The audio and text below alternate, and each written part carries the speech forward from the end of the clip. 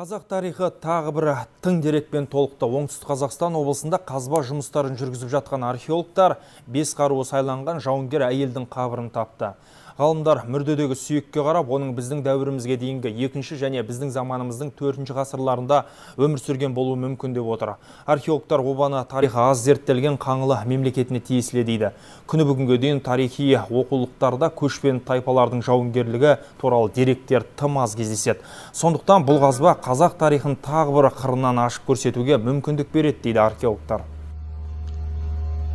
1978 жылдың көктемінде мені археологиялық экспедицияның құрамындағы институт қызметкері ретінде Отырарға қазба жұмыстарына жіберді. Көне Отырар қаласының орнын аралап жүргенде, батыс жағынан тереңдігі 3-4 метрлік шұңқырды таптық. Түбінде күйдірілген қыштан қаланған үлкен дауалдың шетін байқап, бұл жерде қандай да бір іргелі архитектуралық құрылыс бар деген шешімге келдік. Сөйтіп, ауқымды қазба жұмыстарын бастап, қазба жұмыстарын басқаруға тағайындалдым. Оған 40-қа тарта жұмысшы бөлініп, оларға басшылық еттім. Сызба сызылды, шым қабаты алынды. Жергілікті тұрғындардың айтуынша 20-шы ғасырдың 30-шы жылдары сол жерде кәбір болған екен. Біз үлкен молаға тап болыппыз. Әрине қазба жұмыстарын тоқтатуға болмайтын. Бірақ моланы не істеу керектігін білмедім. Ол кезде атеистік заман ғой, және тапсырманы орындау керек. Моланы жай қазып алып, сүйектерді топырақпен қоса үйіндіге тастап жаттық. Біртіндеп едені зерленген, тақтамен қапталған, күйдірілген кірпішпен салынған ірі құрылыс негіздері көріне бастады. Бірақ ол әлдеқайда төменде орналасқан және іргелі құрылысқа еш қатысы жоқ екен.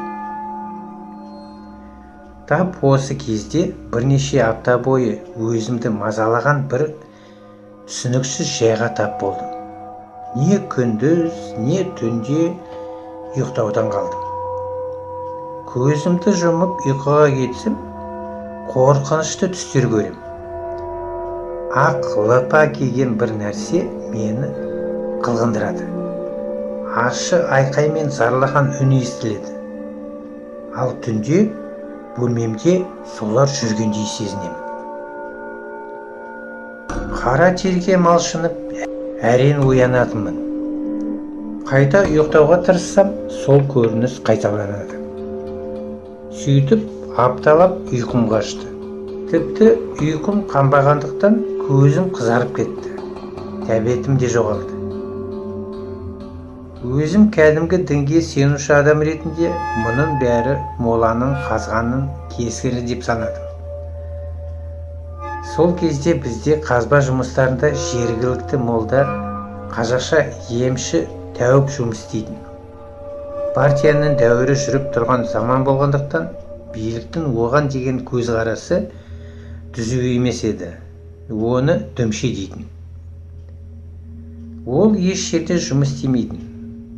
Бірақ ата-бабаларының ишан болғанын ескеріп, оны қазба жұмыстарына алдым да, және оның жасы мен молдалығын ескере жеңіл жұмыс бердім. Ол менің қағазға түсіру жұмыстарыма көмектесіп, жаңа қазба қабырғаларын дайындады. Жасы сол кезде 40-тың шамасында еді, бірақ мен үшін одан әлдеқайда ересек болып көрінеді. Ұмытпасам, есімі Базатхан болатын. Оған басымнан өткен жайды айтып, кеңеспекші болдым. Ол өзі де менімен осы жайында сөйлеспек болып жүргенін бірден айтты. Менің айтпаса да түсінікті нашар халімді байқап жүрген. Біздің өлген адамдардың сүйектерінің қалдықтарын үйіндіге лақтырып тастағанымыз үлкен күнә. Және саған сол адамдардың жаны, аруақтар маза бермей жатыр. істің соңы жамандыққа әкелуі мүмкін. Күндердің күнінде ұйқыдан тұрмай қаласың. Олар сені түсінде тұншықтыруы да мүмкін, деді ол. Мен оған қиналып әрен оянатынымды, уақыт өткен сайын бұл жағдайдың өршіп бара жатқанын айтты. Енді не істеу керек екенін сұрағанымда, ол барлық сүйекті жинап, ақ матаға мұқият орап, барлық діни рәсімді орындап, сүйектердің қалдықтарын басқа орынға жерлеген дұрыс деді. Әрине, тез арада Құдайы тамақ берілді, дұға оқылды, қой сойылып, құрбандық шалынды. Оған құрбандыққа шалуға қой, ақ мата сатып алуға ақша, қасына бірнеше адам қосып берді. Олар мүмкіндігінше барлық сүйек қалдығын жинап, қазба жұмыстары жүрмейтін ыңғайлы жер тауып, Құран сүрелерін оқып, оларды қайта жерледі. Молда барлық жұмысшыны үйінде берілген Құдайы тамаққа шақырды. Бір таңғалатыным, содан сол жаман түс көрмейтін болдым. Қалыпты, тыныш ұйқым оралды. Тәбетім ашылды. Бір сөзбен айтқанда, кешкі алау басында гитарамен ән салатын және басқа да қызықтарымен есте қалған археологиялық өміріміз өз арнасына қайтып оралды. Осыдан кейін жаңа мола көрінсе, бозатқан молдамен бірге Құран оқып, ары қарай оның бригадасы сүйектерді жаймен қазып алып, ақ матаға салып, дұға оқып, барлық рәсімді жасап, басқа орынға жерлеп отырдық.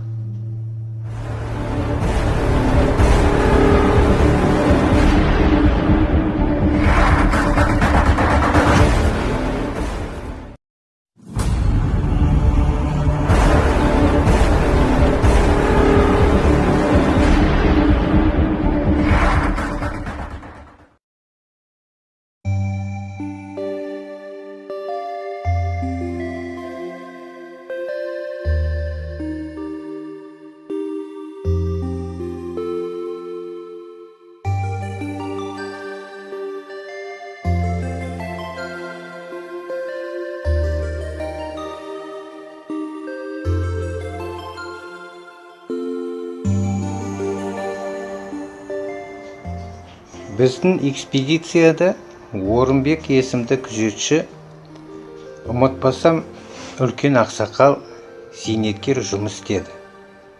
Біз лагерге кеткен соң, ол өзінің есегіне мініп, қазба жұмыстары жүрген жерді аралап, біздің зембіл, күрек және басқа да заттарымызды күзетіп жүретін.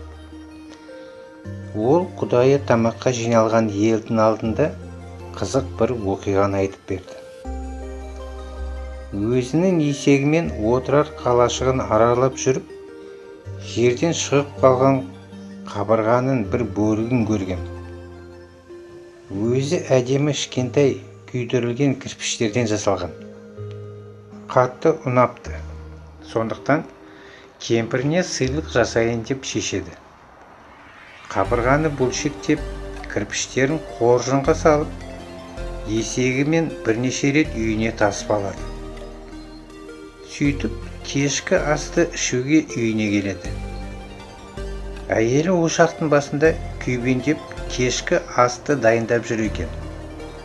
Көлеңкеде тапшанда отырып, тамақтың дайын болғанын күтеді. Сол арада көзі ілініп кеткен екен. Сол кезде оған әдемі көйлекті жас сұлу әйел елестеп, қолындағы шыбығын сілтеп қалып, «Ей қақбас шал, неге менің үйімді бұзасың?» дейді. Оянып кеттім. Әйелдің ізі де жоқ, дейді күзетші.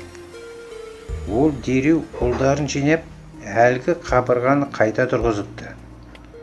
Сол жерге дұға етіп, әлгі әйелдің әруағынан кешірім сұрайды.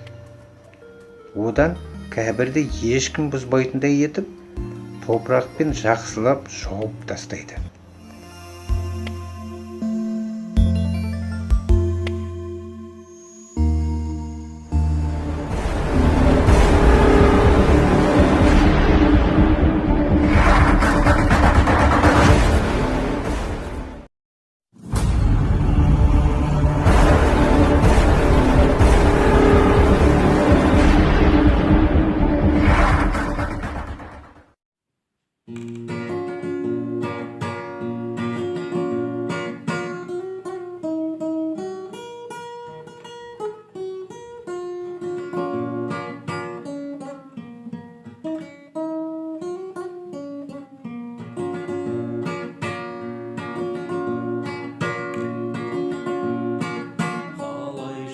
Күндер зымырап өтіп жатты.